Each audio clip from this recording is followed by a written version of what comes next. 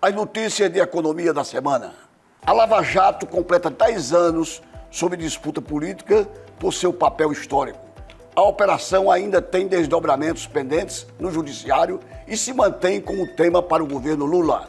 Não há como falar de política brasileira no século XXI sem dedicar um longo capítulo para a Operação Lava Jato, que completa 10 anos de sua primeira fase no próximo dia 17 de março. Um resumo bem simplista da história recente do país colocaria ao lado e na sequência de outros marcos do período.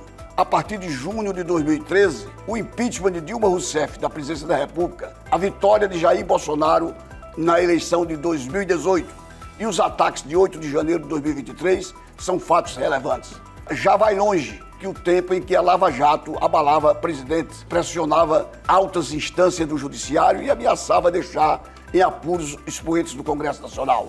Mesmo sem novas investigações e distante da popularidade que ostentava anos atrás, o histórico da operação iniciada em Curitiba vive voltando ao noticiário e ao debate político, seja para críticas dos seus antigos réus, seja para tentativa da época de medidas tomadas naquele período, ou ainda por desdobramentos que continuam em tramitação na justiça brasileira.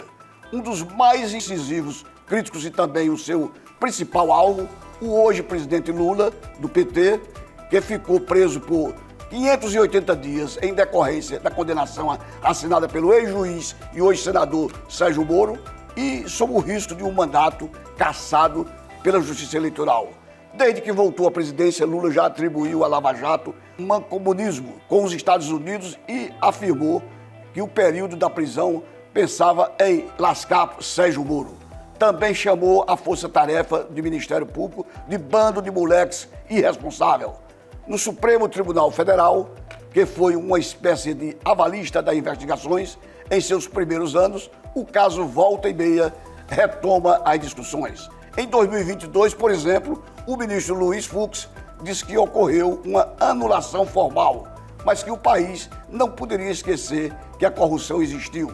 Já o seu colega Gilmar Mendes afirmou que em entrevista no ano passado, Curitiba foi o germe do fascismo. A verdade, meu caro assinante, meu caro telespectador, é que a Lava Jato, 10 anos se passaram, pouco mudou na maneira de se fazer política no país.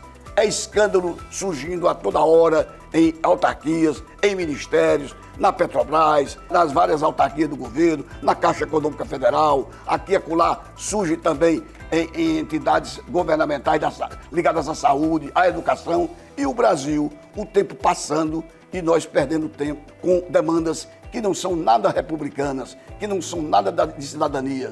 Deveríamos estar envoltos com os grandes problemas nacionais. Agora temos uma crise do Aedes aegypti voltando.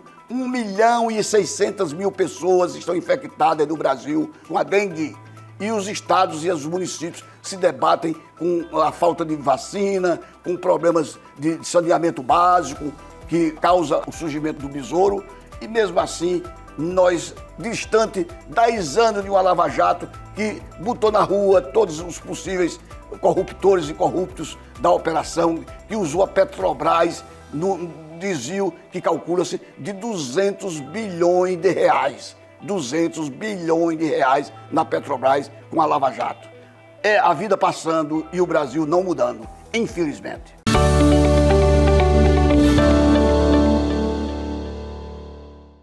...50 anos da Ponte Rio-Niterói. Quem hoje cruza a Ponte Rio-Niterói em 13 minutos... não imagina o perrengue que foi transpor a Baía de Guanabara até o início da década de 70. O motorista tinha duas possibilidades: ou encarar as balsas, sim, havia barcas para carros e suas filas, ou dar uma volta de 100 quilômetros pela Baixada Fluminense para poder passar do Rio de Janeiro para Niterói. A peça parecia até uma ficção. O que faltava era complementar a BR-101, que nasce aqui em Touros, no estado do Rio Grande do Norte. E agora, em 2024, nós completamos 50 anos que no regime discricionário revolucionário, a Ponte Rio-Niterói foi festivamente inaugurada. Emílio Garrastazu Médici, a quem deve-se tantos crimes contra a liberdade de expressão no Brasil, e foi o regime mais duro durante a Revolução, foi o presidente da República. E Mário Davi Andreasa, o seu ministro dos Transportes, que fizeram uma obra que ainda hoje é símbolo da pujança do crescimento da infraestrutura nacional. A Ponte Rio-Niterói, que não é só um cartão postal bonito, de vários quilômetros de ponte, mas uma obra estruturante e que deu uma circulação muito melhor a quem vai para Rio Santos ou Rio Campos, como queira. Campos, Rio de Janeiro, Santos, São Paulo. No meio delas, a estrada divide o nome com a Avenida Brasil, que dá acesso a outras rodovias importantes, como a Dutra até São Paulo e a Washington Luiz até Belo Horizonte e Brasília. Uma obra que nós temos que comemorar, porque o Brasil realmente faz bem. E foi uma obra reivindicada há mais de 50 anos antes da sua consecução. E que na Revolução, de tantas mazelas, que perseguiu tantos brasileiros, que ceifou a vida de tantas pessoas, mas realizou obras importantes, como a Transamazônica, que está aí abandonada, e a Ponte Rio-Niterói. Saudemos, pois, 50 anos ela depois.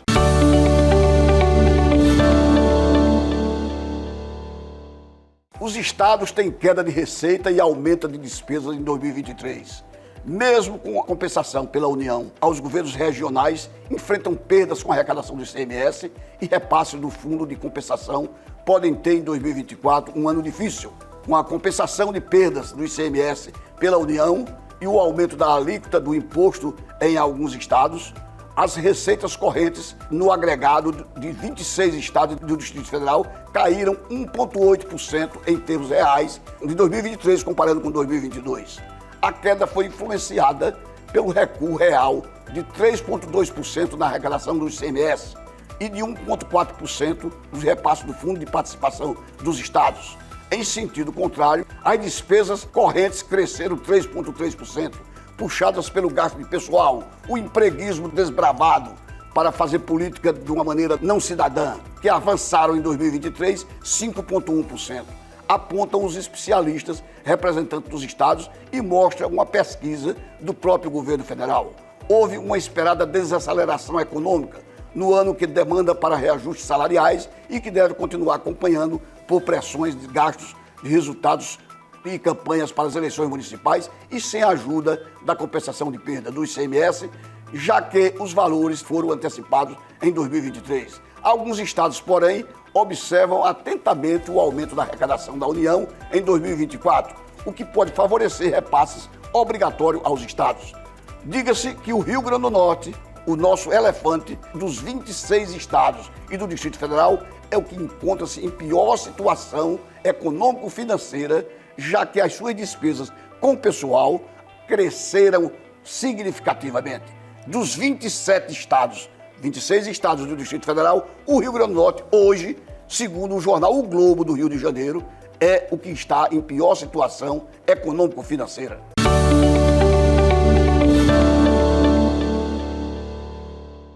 O Detran do Rio Grande do Norte alerta que 310 mil veículos do estado devem quitar o licenciamento esta semana. O prazo para pagamento da taxa de licenciamento de veículos com placas finais 3 e 4 encerrou-se hoje, quinta-feira, dia 7.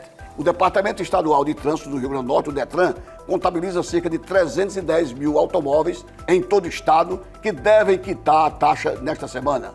O número corresponde a 20% da frota veicular do Rio Grande do Norte. Atualmente, a taxa de licenciamento veicular corresponde ao valor de R$ 90. Esse valor permanece mesmo sem sofrer nenhum tipo de reajuste desde 2018, configurando como um dos licenciamentos mais baixos entre todos os estados brasileiros. A quitação da taxa de licenciamento é um dos débitos obrigatórios para com o proprietário do veículo de automotor e passa para emitir o certificado de registro de licenciamento de veículo.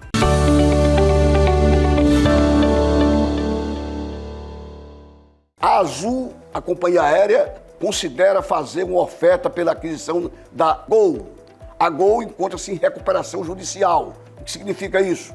Em situação de bancarrota financeira. E o Citigroup assegura à Azul que avalia diversas opções, inclusive a compra completa da rival.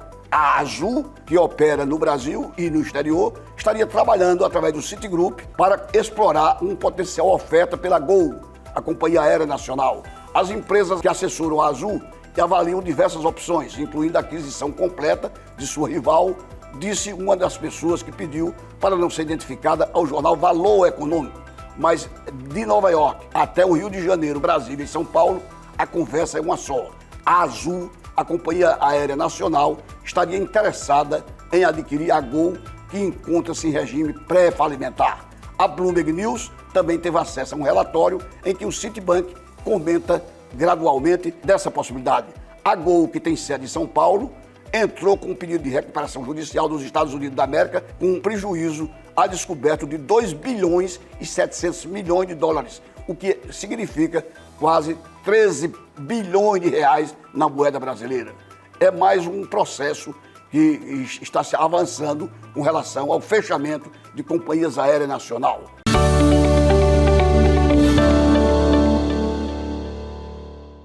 Eu falei há pouco tempo que o Rio Grande do Norte é o estado do Brasil de pior situação fiscal. E o Valor Econômico mostra isso. Mesmo com a compensação de perda do ICMS pela União, aumento da alíquota do imposto em alguns estados, as receitas correntes no agregado em 26 estados do Distrito Federal caíram 1,8%. A queda foi influenciada pelo recuo real de 3,2% do ICMS e de 1,4% nos repasses do Fundo de Participação dos Estados. Em sentido contrário às receitas, as despesas crescem. E o Rio Grande do Norte, de uma maneira não incompreensível, continua gastando com despesa de pessoal, principalmente, generalizado em todos os estados. Em 9 dos 27 entes federativos, as receitas correntes caíram enquanto as despesas correntes aumentaram. O indicador da despesa de pessoal, principal gasto dos estados, também se deteriorou em 2022 para 2023. No ano passado, a despesa de pessoal e do Poder Executivo, medida em relação à receita corrente líquida, avançou em 21 dos 27 estados da federação. Com 6 estados, Rio de Janeiro, Paraíba, Acre, Roraima, Minas Gerais e o Rio Grande do Norte, acima do limite prudencial de 46,50% estabelecido pela Lei da Responsabilidade Fiscal, ou seja, não pode gastar mais do que isso.